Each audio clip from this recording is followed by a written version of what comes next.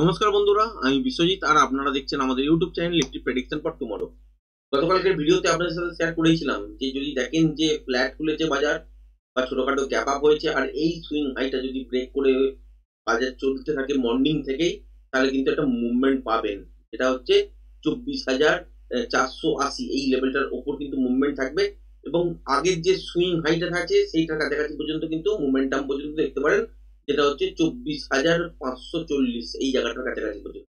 আজকের দিনে দেখুন ফার্স্ট ক্যান্ডেলটা দিয়ে এখানে খুলেছে, তলার দিকের জন্য কিছুটা মুভ করেছে, রিট্রেসমেন্ট হয়ে গেল, তারপরেই যখন ব্রেক করছে অ্যাকচুয়ালি কিন্তু এখান থেকে আমাদের ট্রেড আজকের দিনে শুরু। এবং মর্নিং এই দেখতে পেয়েছেন একটা মোমেন্টাম পেয়েছি আর এই সব জায়গাতে গিয়ে একবার কিন্তু এক্সিট হয়ে গেছি, কারণ এই লেভেলটাকে টপকে উপরের দিকে সাস্টেন করবে কিনা বা উপরের দিকে জাস্ট ব্রেক করে তলার দিকে হু করে পড়বে কিনা এখানে কনফার্মেশন দিয়েছিল না।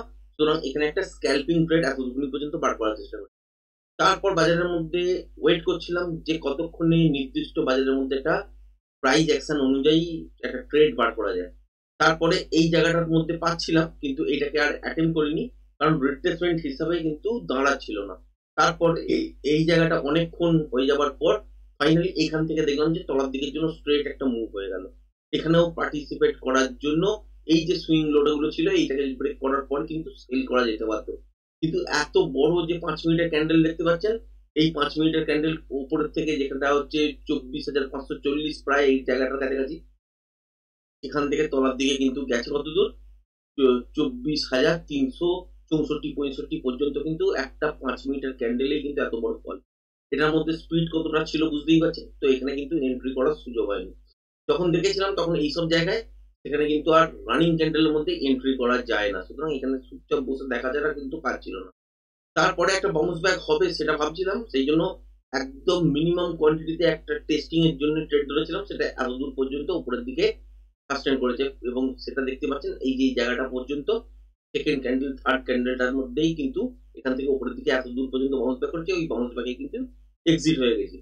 সেটা ছিল টেস্টিং, 1-2 লট ছিল, সেইটা কিন্তু ট্রেডিং এর হিসাবে পড়ে না নর্মালি, তো টেস্টিং হিসাবে এত দূর পর্যন্ত করা গিয়েছিল।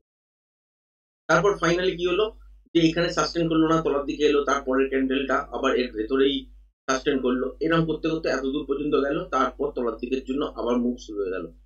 তারপরে কিন্তু আমাদের ক্যালকুলেশন প্যাটার্ন ওয়াইজ শুরু হয়ে গেল যে প্রজেকশন উপরের দিকের জন্য কতটা পর্যন্ত যেতে পারে। তারপরে ঠিক এই জায়গাটা দেখার পর যারা টেকনিক্যালটা শিখেছেন তারা নিশ্চয়ই বুঝতে পারছেন, ঠিক এই জোনটা দেখার পর থেকে একটা এখান থেকে ট্রেড বেরিয়েছে এবং উপরের দিকের জন্য এত দূরই কিন্তু টার্গেট প্রজেকশন অনুযায়ী আসছিল, তো এত দূর পর্যন্তই দেখতেই পাচ্ছেন এবং এই জায়গাটা পর্যন্তই যাওয়ার পর কিন্তু আমরা একবার বুকিং করে নিয়েছি। এবার কেন বুকিং করে নিয়েছি তার জন্য কিন্তু টেকনিক্যালটা প্রপার শিখতে হবে, আর যারা টেকনিক্যালটা শিখেছেন নিশ্চয়ই বুঝতে পারছেন এইখানে কি অবস্থা ঘটেছে। এখানে স্ক্যাল্পিং ট্রেডই কিন্তু অ্যাকচুয়ালি বেরোয়, টার্গেটের প্রায় কাছাকাছি ছিল, তারপর ঘুরে এসেছে তলার দিকে এসছে, এসে আবার উপরের দিকে গেছে, এই জায়গাটা মিট করেছে, করার পর কিন্তু আবার তলার দিকে পতন, এবং এইটা কিন্তু প্রপার আমরা সেটা পেয়েছি। এবং যদি দেখেন ঠিক এই জোনটা কিন্তু খেয়াল লাগলেই বুঝতে পারবেন যে আজকের দিনে শর্ট কিন্তু করা গেছে এবং এই যে বড় মুভটা এটা কিন্তু ক্যাপচার করা গেছে। 10 মিনিট কিন্তু প্রায় ওয়েট করতে হয়েছে, তারপরে কিন্তু এই মুভটা এত দূর পর্যন্ত ক্যাপচার করা সম্ভব হয়েছে এবং তারপরেও এখান থেকে বাউন্স ব্যাক নিয়ে আবার তলার দিকে এসেছে, এখানে কিন্তু আর পার্টিসিপেট করিনি। ব্যাংক নিফটির ক্ষেত্রে হচ্ছে এইরকমই একটা ট্রেড আমরা ফাইন্ড করেছিলাম। মর্নিং এ তো দেখতেই পাচ্ছেন যে এখান থেকে উপরের দিকের জন্য গেছে, কিন্তু এখানে কোনো রিট্রেসমেন্ট যেহেতু দাঁড়াচ্ছিল না, সুতরাং আমরা এখানে কিন্তু ট্রেড হিসাব করে করিনি। বাজার খুলেছে আজকের দিনে এখান থেকে, কিন্তু যেহেতু সুইং লো এখানে ছিল সেই জন্য প্যাটার্ন ওয়াইজ এখান থেকেই ড্র করা আছে।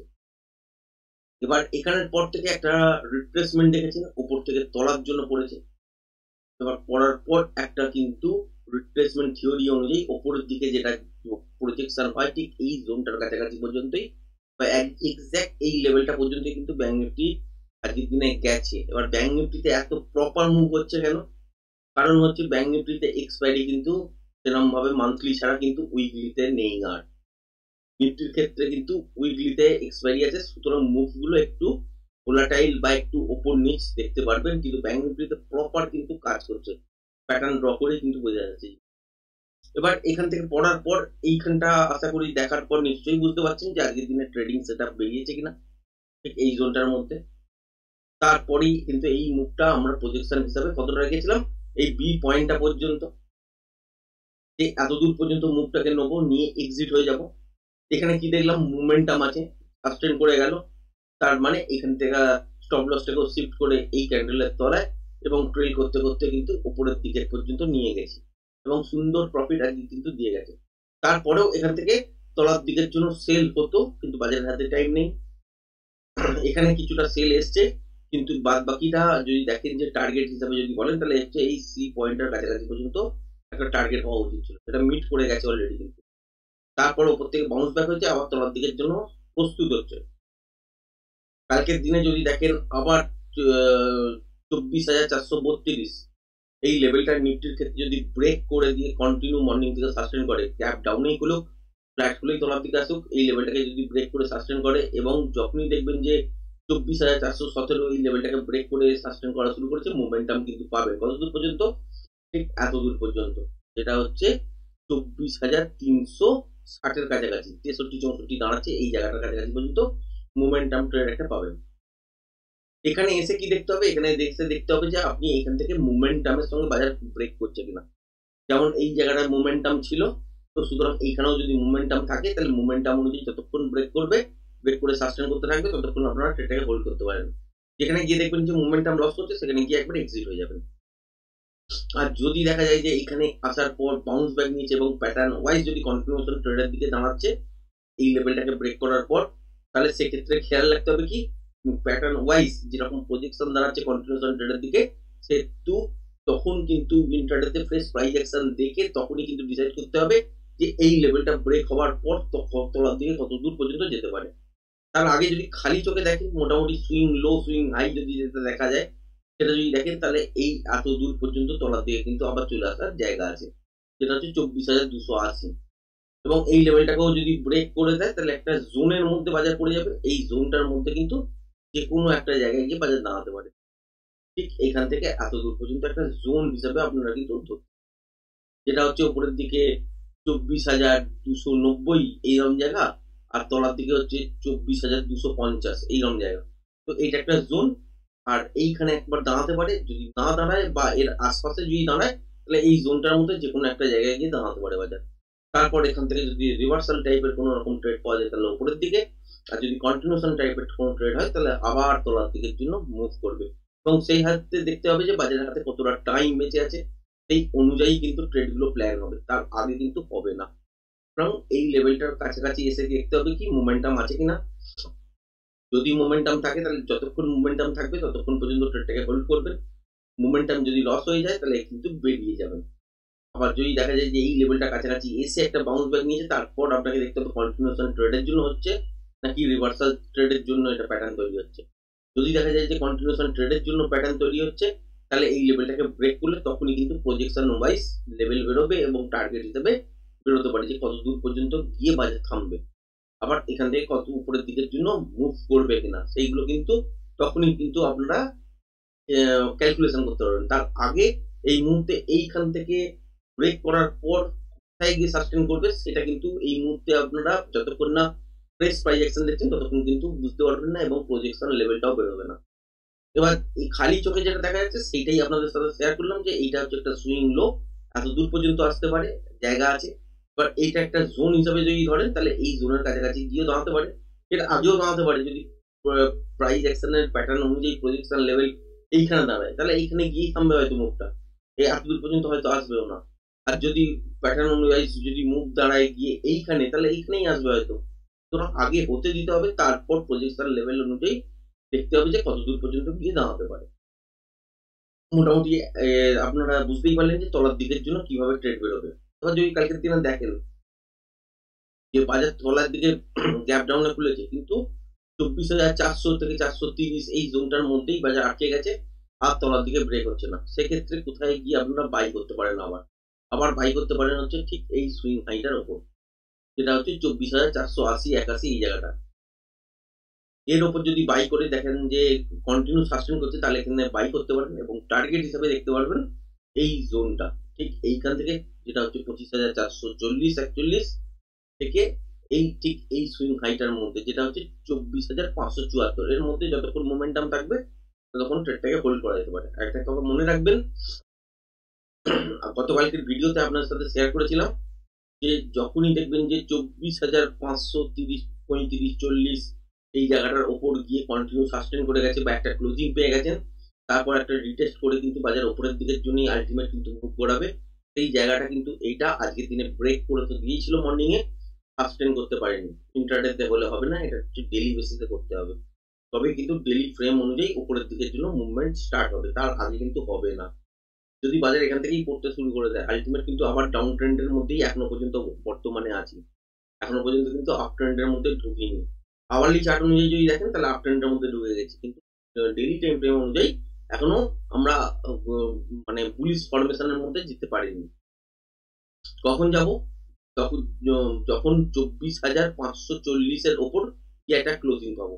আজকের দিনে যেহেতু হাই হয়ে গেছে 24,574, এই জায়গাটা হাই হয়ে গেছে, তাহলে এর ওপর গিয়ে যখন সাস্টেন করে যাবে একদিন, তখন কিন্তু আমরা বুঝে যাবো যে এখান থেকে বুলিশ ফরমেশন শুরু হচ্ছে।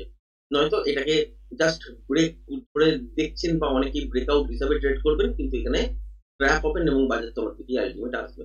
এর মধ্যে কি কি খেয়াল করবো যে আমরা ছোট ছোট টাইম ফ্রেম অনুযায়ী কি কি ধরনের প্যাটার্ন দেখতে পাচ্ছি, এবং সবই কিন্তু আপাতত বিয়ারিশ টাইপেরই প্যাটার্ন দেখতে পাচ্ছি।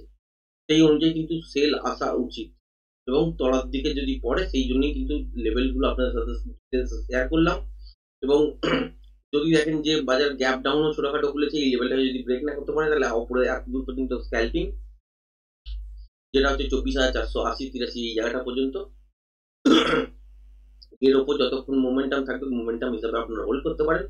আবার যদি দেখা যায় যে এই লেভেলটার কাছাকাছি এসে একটা বাউন্স ব্যাক নিয়ে বা পুল ব্যাক নিয়ে এখান থেকে লেভেলটাকে ব্রেক করেছে, তাহলে টার্গেট হিসাবে এত দূর পর্যন্ত, যেটা হচ্ছে 24,540 থেকে 74 এই জায়গাটার মধ্যে।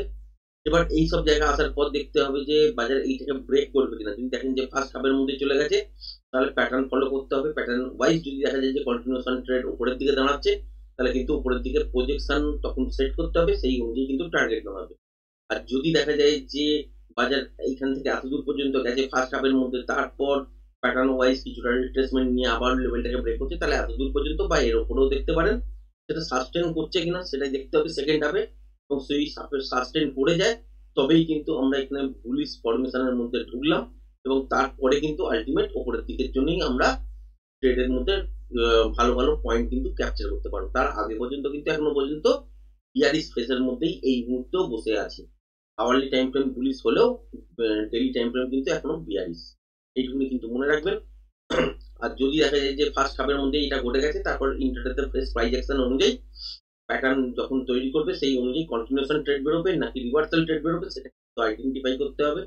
যদি রিভার্সাল হয় তাহলে এখান থেকেই আবার প্রথম দেখবেন, আর যদি কন্টিনিউশন ট্রেড বেরোয় তাহলে এখান থেকে উপরের দিকের জন্য প্রজেকশন সেট করতে হবে, তারপরে কিন্তু আপনারা টার্গেট হিসেবে ওইটাকে দেখতে পারেন। ব্যাংক নিফটির ক্ষেত্রে দেখতেই পাচ্ছেন বাজার এই এতদূর পর্যন্ত গেছে এবং তলায় এতদূর পর্যন্ত এসছে। এইখানটা দেখবেন বারবার 5 মিনিটের ক্যান্ডেল অনুযায়ী একই জায়গার কাছাকাছি বারবার লো করেছে, উপরের দিকের জন্য সাস্টেন শুরু করেছে, বেশি দূর তলায় কিন্তু পড়ে বন্ধ করেনি। সুতরাং এইটাকেই একটা রেঞ্জ হিসাবে ধরতে পারেন তলার দিকে। যদি কালকের দিনে দেখেন ফ্ল্যাট খুলেছে, খুলে এই রেঞ্জটাকে ব্রেক করে দিয়েছে, তাহলে মোমেন্টামের সঙ্গে আপনারা কিন্তু ট্রেড পাবেন কতদূর পর্যন্ত 52,200 যদি ব্রেক করে সাস্টেন করে মর্নিং থেকেই, তাহলে হচ্ছে তলার দিকে আপনারা ঠিক এই সি পয়েন্টটা পর্যন্ত টার্গেট পেতে পারেন, যেটা হচ্ছে 52,890 এই জায়গাটার কাছাকাছি। এখানে এসে দেখতে হবে যে বাজারের মধ্যে মোমেন্টাম আছে কিনা। যদি মোমেন্টাম থাকে তাহলে প্লে করুন যতক্ষণ মোমেন্টাম থাকবে, মোমেন্টাম যেখানে গিয়ে লস হবে সেখানে গিয়ে এক্সিট হয়ে যাবে। আর যদি এই লেভেলটার কাছাকাছি এসেই যদি দেখেন যে বাজার আর থমকে গেছে, তারপর রিট্রেসমেন্ট হতে দেবেন, তারপর প্যাটার্ন ওয়াইজ দেখতে হবে যে রিভার্সাল বেরোচ্ছে কিনা। যদি রিভার্সাল বেরোয় তাহলে রিভার্সাল সাইন কিন্তু দেখা জরুরি, তবে কিন্তু আবার উপরের দিকের জন্য যাবে। আদারওয়াইজ এখান থেকে কন্টিনিউশন ট্রেডের জন্য কোনো রকম প্যাটার্ন তৈরি হচ্ছে কিনা সেটা দেখতে হবে। যদি কন্টিনিউশন ট্রেডের জন্য প্যাটার্ন তৈরি হয়, সেক্ষেত্রে ফুল ব্যাক নিয়ে যদি এই লেভেলটাকে আবার ব্রেক করে, সেক্ষেত্রে বাজারের হাতে কতটা টাইম বেঁচে আছে সেটা দেখতে হবে। যদি বাজারের হাতে সেকেন্ড হাফটা পুরোটাই থাকে, তাহলে আলটিমেট এইটা ব্রেক করার মাত্র কিন্তু তলার দিকে এই সুইং লোটার কাছাকাছি পর্যন্ত টার্গেট হতে পারে, এটা কিন্তু খালি চোখে। বাট প্যাটার্ন ওয়াইজ যদি বলেন এর তলাতেও টার্গেট হতে পারে, এর উপরেও টার্গেট হতে পারে। সেটা ইন্টারডেতে ফ্রেশ প্রাইস অ্যাকশন দেখার পর প্যাটার্ন কি তৈরি করছে সেই অনুযায়ী প্রজেকশন লেভেল কতদূর পর্যন্ত আসতে পারে, তবেই কিন্তু অ্যাকচুয়াল টার্গেট কিন্তু বেরোবে। এই যে ফিগারগুলো দেখতে পাচ্ছেন এগুলো হচ্ছে একটা নাম্বার, এই নাম্বার অনুযায়ী রিট্রেসমেন্ট করলে তবেই কিন্তু অ্যাকচুয়ালি উপরের দিকে বা তলার দিকে মুভগুলোকে আইডেন্টিফাই করা যায় বা কতদূর পর্যন্ত হতে পারে সেটাই কিন্তু আইডেন্টিফাই করে তবে ট্রেড করা যায়। যেমন আজকের দিনে ট্রেডের কথা যদি বলেন, এখান থেকে আমরা ট্রেড ধরেছিলাম এই বি পয়েন্টের জন্য। অ্যাকচুয়ালি এখানে গিয়ে দেখলাম যে মুভমেন্টাম সাস্টেন করে গেছে, স্টপ লস ট্রেল করে রাখলাম, তারপরে দেখলাম যে এতটা মুভমেন্ট হয়ে গেছে, তো এখানেই আস্তে আস্তে পজিশনটা স্কোয়ার আপ করতে করতে এত দূর পর্যন্ত কিন্তু নিয়ে যাওয়া গেছে ট্রেডটাকে। এরকম ভাবে কিন্তু অ্যাকচুয়ালি ট্রেড করতে হয়। তো আপনি এখান থেকে বুঝতে পারবেন না বসে যে এই লেভেলটাকে তলার দিকে এতটা পড়েছে, এই এত দূর পর্যন্ত আসবে কিনা।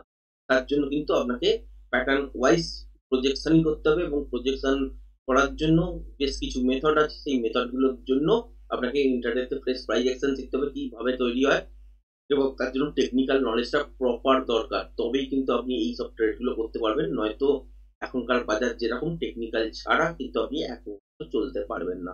আশা করা যায় ভিডিওটা পছন্দ হয়েছে এত দূর পর্যন্ত।